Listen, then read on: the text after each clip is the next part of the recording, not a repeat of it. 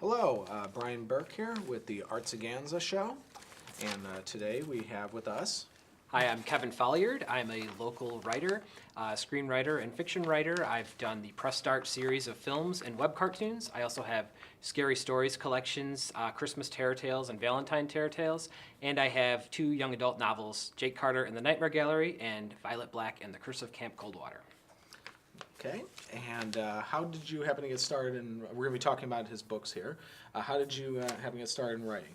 Well, I've always been interested in writing since I was very young. So, I mean, ever since I was a little kid, I would write comic books and short stories. And as I got older, I just never outgrew it. I just kept writing and very slowly getting better. I majored in creative writing and English in college.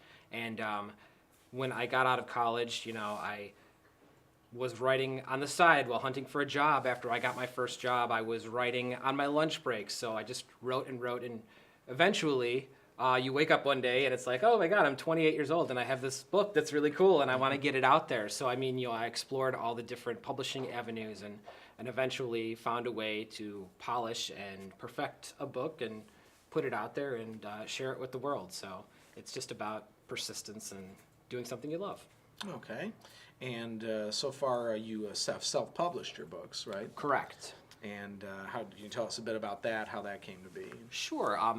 As I was writing as an adult, I kind of noticed that the digital age, the online revolution, was transforming the idea of self-publishing. It used to be this kind of a dirty word almost for writers. You don't self-publish, you go the traditional route. You get an agent, you find a big publishing house, and you make tons of money.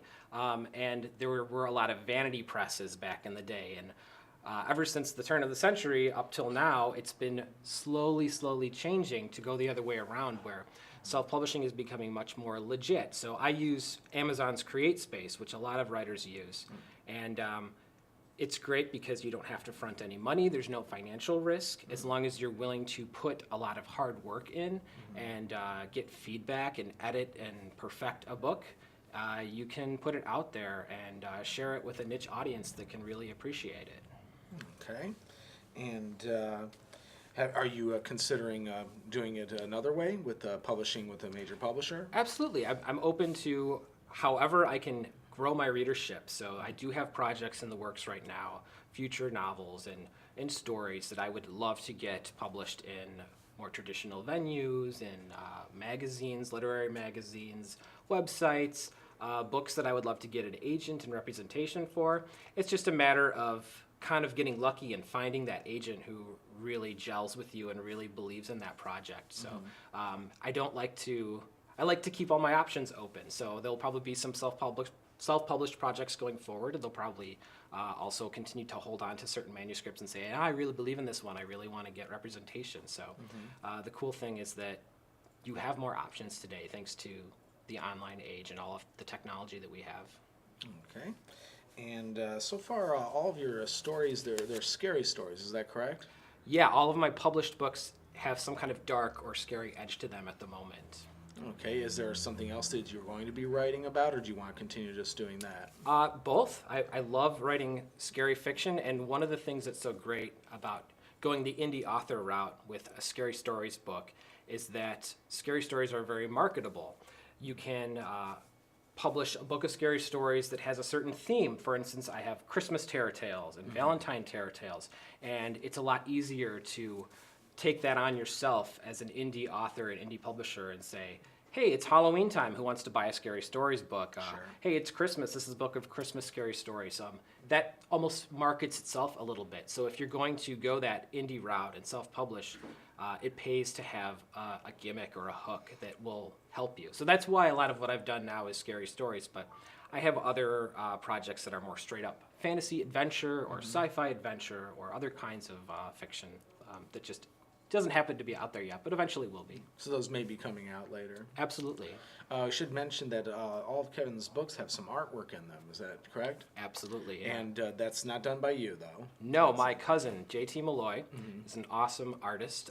He's a a comic book artist, and he did all of the illustrations for my Scary Stories books, and he did all of my book covers, and it's really cool. I'm lucky to have an artist in the family who is willing to collaborate with me and do such a good job. So there'll definitely be more of his work in my books in the future too. Okay, and there seems to be some religious elements in your stories. Is that a major part of your writing, or does that just happen? I wouldn't call it a major part, as in I don't have any particular religious agenda in my fiction writing, Okay. but it certainly is something that pops up. And part of that is probably because I was raised Catholic, and I had a religious upbringing and a religious component to my education. So the first book that I wrote was Jake Carter in the Nightmare Gallery, and it's about a 12-year-old daydreamer who goes to a Catholic school, and he encounters this creepy, sort of twisted mentor in the form of this character, Dr. Shade, who is teaching him how to be an artist. And a lot of the themes that sort of naturally arose in that book are about creation and being creative and creating art. And that really fit together with the religious themes of God and creation. What does it mean to create? And what does it mean that people can create and God creates? So that definitely came together in Nightmare Gallery.